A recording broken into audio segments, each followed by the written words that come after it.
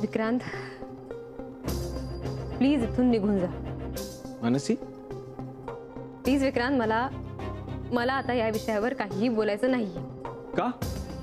कारण आता यानंतर ह्याच्यात फक्त वादावादी आणि भांडणं होतील आणि त्यात मला इंटरेस्ट नाही.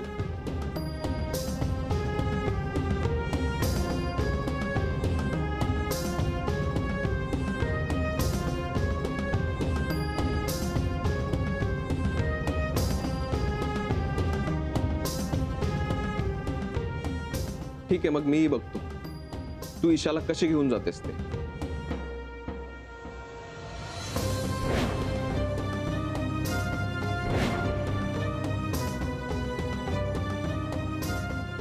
तू नीट ऐकलंस ना? मी म्हणालो की मी बघतो तू ईशाला कशी घेऊन जातेस. म्हणजे काय करणार आहेस? सांग ना, काय करणार आहेस? मानसी, हे बघ, तू उगाच विषय चिघळवू नकोस.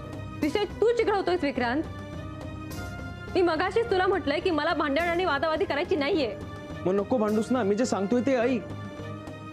न झेपणाऱ्या गोष्टी करू नकोस. न झेपणाऱ्या? हो. ईशाला दिल्लीमध्ये घेऊन राहणं इतकं सोपं वाटलं का तुला? हो. काय कठीण आहे त्यात? ईशा जन्माला आल्यापासून जवळजवळ मीच तिचा सांभाळ करतेय. हो, पण ते इथे मुंबई तिचे आजी आजोबा असताना, दिल्लीमध्ये नाही. तेही मी करेन, रादर करून दाखवेन. नॉनसेन्स. हे बघ, काहीतरी ग्रेट करायच्या नादात तुझं डोकं भरकटलंय, तुला कळत नाही. विक्रांत, तू आता चिडलायस आणि भलतं सलतं बोलतोयस. आवर स्वतःला. तू स्वतःला आवर. मला ईशाची काळजी वाटते म्हणून मी बोलतोय. ईशाची आणि आणि काय? काही नाही. नक्की? मग ईशाची इतकी काळजी करायला ती कोण लागते रे तुझी? ती माझ्या बहिणीची मुलगी आहे, माझी भाची आहे ती. तुझी कोण लागते ती? तिच्या बर्थ सर्टिफिकेटवर आजही बाप म्हणून माझं नाव आहे, विसरतेस तू? त्याबद्दल मीच काय, समस्त देशपांडे तुझे शतशः ऋणी आहेत आणि जन्मभर राहतील. पण म्हणून इतक्या टोकाला येऊन भांडण्याचं कारण काय? कारण मला तिच्यापेक्षा जास्त काय? दुसरं कुणीही नाहीये. म्हणून तू तिला माझ्याकडून घेऊन जाणार? हो. मी तिला तुझ्याकडे सोपवलं नाही तरी? तू सोपवलं नाहीस तरीही मी तिला घेऊन जाणार. जबरदस्तीने? काय बोलतोयस, तुला कळतंय का विक्रांत? अरे, माझ्या आजी आजोबांनी स्वतःहून ईशाला तुमच्या घरी सोपवलं तर ताई पोलिसांना घेऊन आली तिकडे. तू जर ईशाला जबरदस्ती घेऊन गेला तर जेलमध्ये पाठवेल ती तुला. इतकं सोपं नाहीये ते. अगदी सोपं आहे ते. कारण आता हे प्रकरण पोलिसांना सुद्धा माहिती आहे आणि मला स्वतःला तरी वाटत नाही की डॉक्टर विक्रांत यांनी आता जेलमध्ये जावं. मानसी, तू मला समजून का घेत नाहीयेस? विक्रांत, मीच समजून घेतेय आणि तुलाही समजवण्याचा प्रयत्न करतेय, पण तू. मग नको समजावूस मला. मी जे सांगतोय ते ऐक. या ईशा प्रकरणामुळे आपण. एक मिनिट. ईशा हे प्रकरण? अरे, एवढंसं बाळ आहे ते. तू प्रकरण कसं काय म्हणू शकतोस? हे बघ मानसी, तू मला वकिलांसारखं शब्दात पकडू नकोस. तुला माहितीये, ईशामुळे माझ्या घरातला प्रत्येक जण माझ्यावर नाराज आहे, माझ्यावर रागावलेला आहे. पण ते मी सहन करतोय. का? कारण ईशाला घरात आणि समाजात तिला तिचं स्थान मिळावं म्हणून. मी तिला माझं नाव देतोय कारण तिला मान सन्मान मिळावा म्हणून. बरं, मग? आणि माझी ही इच्छा, माझी भावना ही अत्यंत प्रामाणिक आहे, हे तुला माहिती आहे मला. बरं, मग? आणि यामध्ये मला कुणीही साथ देत नाही. बरं, मग? मग काय? ऍटलीस्ट तू तरी मला साथ द्यावीस एवढीच इच्छा आहे माझी. ते शक्य नाही. पण का? कारण आता तुझ्या भावना आणि इच्छांपेक्षा ईशाचं भविष्य मला जास्त महत्वाचं वाटतं. गॉड, मी कसं सांगू तुला? नकोच सांगू तू विक्रांत.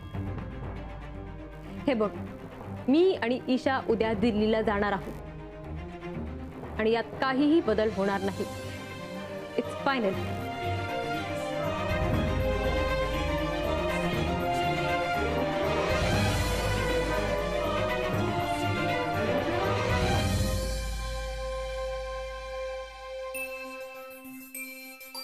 आजी, पुरणपोळ्या करतेयस का ग?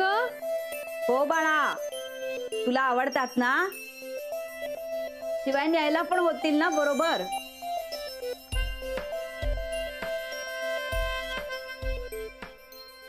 आजोबा हं?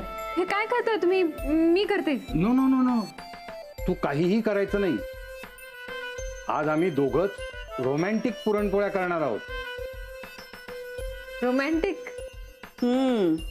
म्हणजे हिनं लाटायच्या आणि मी भाजायच्या, असा आमचा दोघांचा हात लागलेल्या रोमॅन्टिक पुरणपोळ्या. ए तू जा बरं, तुझं आवरून घे आणि तुझं आवरलं असलं तर ईशाला आंघोळ घाल. जा जा जा, पळ पळ.